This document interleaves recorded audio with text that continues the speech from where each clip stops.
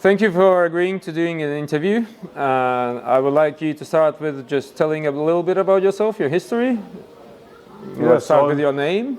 My name's Brett Janaway. I've been in paragliding for 30 years, but actually I grew up with aviation from the day I was born. My father hang gliding 20 years before I even thought about it. And I've been organising competitions and events since 1998. And paragliding specifically since 2002, long time ago, so long history organising. Great, so let's continue on the events. What we have, the SRS, it's a new series. Yeah. Tell me about it, how did it come about, where the idea came, and why now, not 10 years ago? Why now, not 10 years ago? That's exactly it, 10 years ago. It was exactly 10 years ago this year that we came up with the concept, but I started on this format with the Gin Wide Open. I founded that 10 years ago, 2013. And we had this concept idea just after, but it wasn't right. It's sports class. If we did it, we were worried it would destroy the C market, the sports market. Manufacturers were designed to win instead of designed for fun wings. But the two-liner C, it's arrived. It's the wing. It's the one to race with. And the manufacturers, the design limitations of the wing means the manufacturer cannot chase performance easily without failing the C class certification. So it's the perfect time to dive in with this series. So 10 years coming, but now it's happened. Good. Tell me about the concept. What type of a pilot it's for? Why sports class racing? Why not PWC? Okay, the PWC, super high level. It's elitist. It's the dream of any aspiring competition pilot to get into. But there's such a big gap between the competitions that are available and a PWC. It's a big leap. So the sports racing series, it's been designed really carefully for different types of pilots. So if you want to go to a PWC one day, if that's your aim, learn competition systems, high-level systems in the SRS, and you'll be prepared for the PWC. But maybe you want to fly a PWC, but you're not happy to commit to a CCC wing. You know, it's a full-on wing and you have a young family maybe. So race in the SRS on your sports class for now. Or maybe you're just a leisure pilot that wants to be part of something big and you're not aspiring to any of that lot. Well, the SRS is a sports class competition with all the elements still to keep you happy without being the elitist. So it's carefully structured for all types of pilots. Also, I noticed that you have up to 95 kilogram class in the Yeah, so the Reynolds class is something that we developed through the British scene many years ago. We know ballast is a difficult thing in the sport. If you want to win, you probably need to carry a lot of ballast and fly a big wing. It's not safe. Seeing some the women pilots in particular, but small pilots like yourself, if you want to be serious winning, you've got to carry a lot of ballast. The Reynolds class, it's designed so that you can win a class. You still have a proper competitive class. The competition we just ran, a third of the competitors were in that class still. So it's serious racing, but it's without the ballast. You can stay in your comfort zone, the safe zone. Yeah, for me to compete with you, I need to carry more than half of my body weight on takeoff. Yeah. Well, it's interesting, the BGD series that I ran with Bruce, we did 5 events. And on that, the maths Bruce calculated were for 1 kilo extra weight you fly with, you would get 0.5% more points just by taking off, effectively. Wow. So 135 kilo pilot versus a 70 kilo pilot, that's extra 65 kilos. It actually was also a multiplier factor in. He would get 50% more points just by launching. And that's crazy. So the Reynolds class is designed so you don't have to be a small pilot flying an extra large wing with 30 kilos, 40 kilos ballast, which happens. Yeah. So it balances the playing field a bit. Yeah. Good. And then for the sports racing series, also, what level or when can you start considering as a pilot, if you learned a few years ago or some time ago and you want to join the competition, what would be the considerations before you consider joining? Okay, so to enter, and it is designed for the really good pilots as well, but to enter the series, the ideal situation is you have flown a competition, at least one competition recently, which means you understand the concepts, the programming instruments, the basics, and there's lots of fun events, the Navitor, the Gin, the Ozone Sharper, there's lots of them. Do one competition there, but after that, if you want to come and join, come and join. It's don't be afraid of these big titles, the championships, the series, the trophies. 90% of the pilots of the competition are just there to participate and have fun. There's only a few of them that really want to chase the titles. So don't be afraid of coming. It's a big learning experience. The SRS in particular, as well as the high racing, we're also looking to educate. There'll be some talks on how to improve your cross-country, your competition flying. So it's a very open series, and that's part. We have some good partners in the series, so Ozone, Gin, Skywalk, BGD, Air Designer, they're all joining in with us, and they also want this to be a very accessible series, not an elitist series. So this year it's 4 events, right? This year 4, moving around Europe in our first season. Is the plan to increase it? Because I assume the popularity will grow and it will be really hard to get into them. Yeah, we've had over 700 pilots have registered for this year's series. We only have the 4, as you say. The long-term intention is only for 5 a year, mostly in Europe, but with international. So we're off to Colombia next year. Just participate in one of those. But 5 a year is the intention, with some amazing partners behind each one. Yeah. And the talks, that's a normal. Yesterday we had a nice talk. Jen was talking himself, and Luke was talking about specifics for racing. That's every event you're going to have some talk from a high-level pilot. Yeah, it's venue specific. So in Macedonia last month, we managed to have 5 or 6 talks. Was great, which is also partly due to the weather. For here, the venue was quite limiting to organise a talk. So we can't say what will be at each one, but we will look to have at least one talk at each one. And if the weather and the environment allows, we'll have more talks, whatever the pilots ask for. To touch up on the learning part of it, what I noticed during this week is that Steve and yourself are very welcoming to questions, and when pilots come up, task or whatever it might be, like clouds or this or that, you're very open to give tips. Yeah, I mean, I will be at all the SRSs, driving the idea of how it all works. Steve was the meet director for this event, which is fantastic. He's a very open guy. And we will be targeting teams at every venue that we know they believe in the concept, and therefore be open to share. And it's important to get the right people running these events with us. So people can learn more and more. Yeah. And talking about comps and learning, what would you, if you compare, like if you fly on your own cross country and you never do comps, what would be the difference in the learning curve if you do have a comp versus like a year of flying cross country by yourself? Well, you can't beat flying with other people. Just being around people, you're going to learn from them.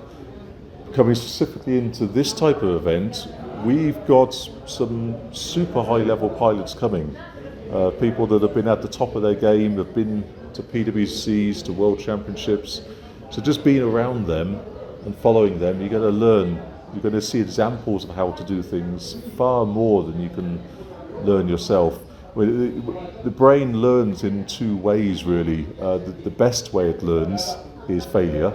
You don't learn from doing it right, you learn from doing it wrong. But then it also learns from example. Being around 100 pilots that are flying in the same task, you'll see 100 examples of how to do it. And at many venues, not always, we'll do a debrief on how to do the task and how it was done and what the examples of the right and the wrong are. So the education part is key within the series as well. And on top of that, you have retreats. You are looked after. The weather is looked after. Oh, of course, yeah. I mean, this is something I pushed for a long time. If you have a choice between free flying or a guided trip or a competition, okay, free flying is hard. It's a lot of logistics, and maybe it's cheaper, maybe. But if you go on to a guided trip, you're looked after very individually in a small group, and you can get some good education from your guide. But if you go to a competition, actually you have a lot of mentors. The cost is a lot less. Yes, you're limited to one flight a day, but it's hopefully a really well-targeted flight, and the safety is safer in a competition than any other environment. You've got 100 pilots feeding back weather, you're all on radio, you've all got trackers, you've got a director who is going to end the task when it's no longer safe. The safety environment is safer in a competition than any other environment, for sure. And especially when it's not PwC where everybody's going full bar, chasing the glory. Competitions here, people like the week I did here, they're friendly. In the goggles, I didn't notice any aggression from other pilots. Where in the world, I noticed a lot of aggression in the goggle. Well, if you want to span that, then there's probably 3 main layers of competitions available. So I would say something like the PwC is possibly the safest competitions in the world. They are all at the same level, they are all flying the same class of glider, all racing with lots of experience, and generally we don't have accidents and problems in PwCs. On the other end of the spectrum, we've got the fun competitions, and again they tend to be everybody on the same level wing. The experience isn't within the group, but the tasking is set accordingly, so they're also fairly safe competitions in relative. Probably the more dangerous, that's an awkward word to use, but that is the sport, is something like the World Championships or a national championships, because now we have the nation is accepted in their beginners and their highest level pilots, and you're trying to task for the ENB and the CCC with people who know what they're doing and people that don't. So I'm not saying they're dangerous, but it's the more unsafe aspect of the competition spectrum. It's more difficult to make it safe for everybody, exactly. Or interesting for everybody at the same time. But also then the goal they're chasing becomes different, is people are trying to chase a title that really matters to them, rather than attending a competition where they're going for the learning or the environment. So expectation, it's so many factors that change it. But so far, the dream for me was the SRS would be a little bit elitist for the ones that wanted, and we do have those pilots coming, but a learning environment and a fun environment. And I've got a lot of experience on competitions I've run of how to keep the fun aspect in there, the relaxed aspect, and we're making sure that stays.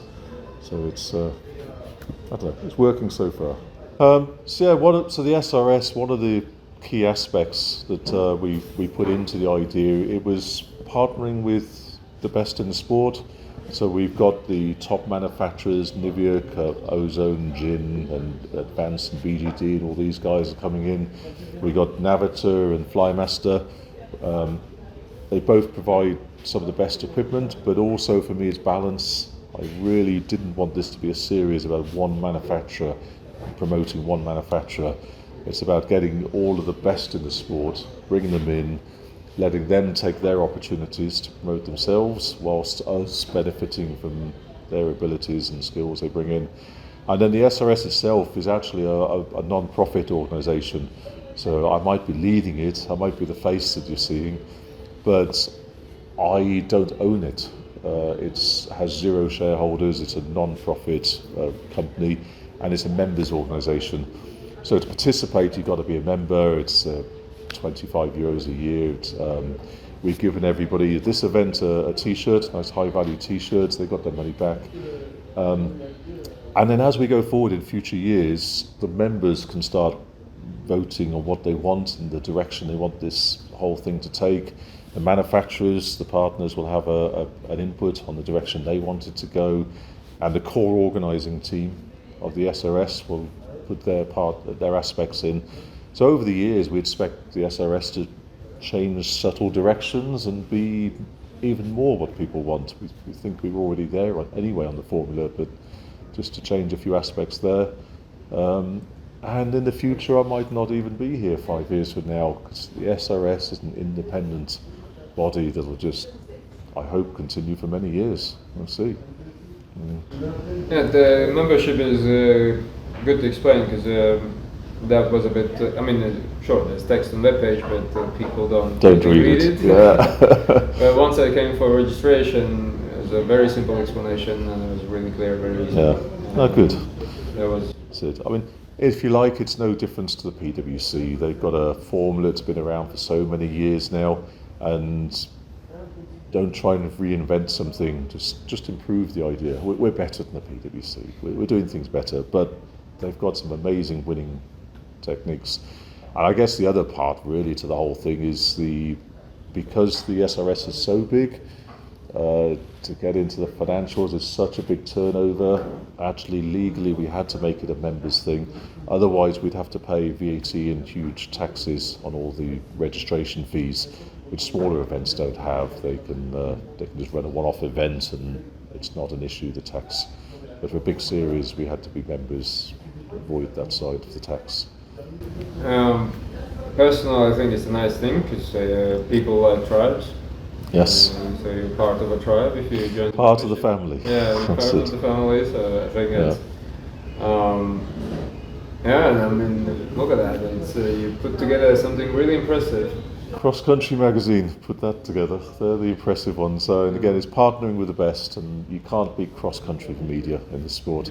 So we partnered with them before we partnered with anybody else, and they'll look after our media for us, and we'll look after them with feeding the news to them. So, they were here in this event and the event before as well. As well. Marcus has been producing great photos for us.